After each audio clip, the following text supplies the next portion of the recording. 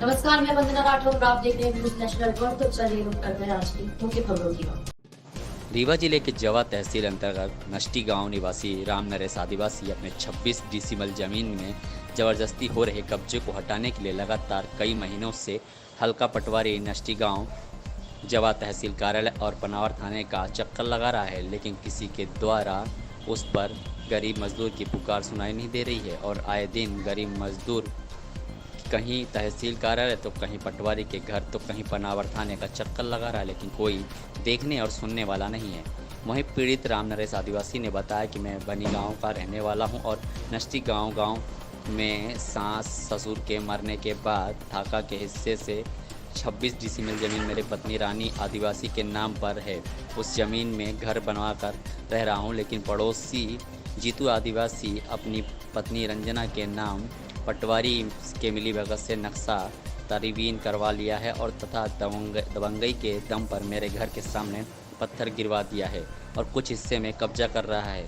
जब हम विरोध करते हैं तो जान से मारने की धमकी देता है, जिसकी शिकायत पनवार थाने में की तो थाने में पुलिस वालों के सामने धमकी दे रहा था और पुलिस वाले मौन थे। उनकी इतनी हिम्मत इसलिए थी कि उनके पिता पुलिस में थे।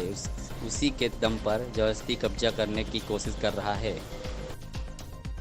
राम नरेश किस गांव से हैं? भनगमा गिंदरहा टोला। वर्तमान पता कहाँ का है? वर्तमान पता नष्टगमा गांव में हम रहते हैं। हमारे सास ससुर ख़त्म हो गए, कोई नहीं है और जीतू कौर रंजना के नाम से ज़मीन हमारी कर लिया। हम थाने में रिपोर्ट करे, थानेदार को कहा, थानेदार नित्यान बैठा था, पुलिस के सामने कहा कि हम 8 दिन के बाद तुम्हारा फैसला कर देंगे। तो हम कहें ठीक है दादू, तुम फैसला करो, अपना लड़का बच्चा देखो, हमारा तो फैसला होगा। 65 साल के हो गए तो हमको जाना तो ज़रूरी है। तुम भी जो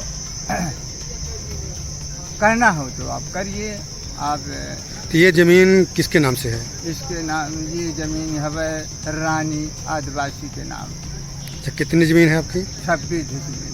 अच्छा, क्या वो जबरदस्ती कर रहे हैं? जबरदस्ती कर रहे हैं साहब। तो आपने सीमांकन का आदेश दे चुके हैं। सीमांकन का कागज है। आज जून में पर साल सीमांकन करवाए हैं। साल भर हो गए। तहसीलदार का आदेश पटवारी रामदास पटवारी जाए कि रामदास पटवारी गाढ़ा कह रही, अब माझी आई जाए के पैसा हमसे 3000 रुपया ले लिए और गरीब को इधर उधर कर हिला दिए। कहा कि भाई और उन्हें गाड़ी देने लगे। हमको कहा कि जाओ रिपोर्ट करो।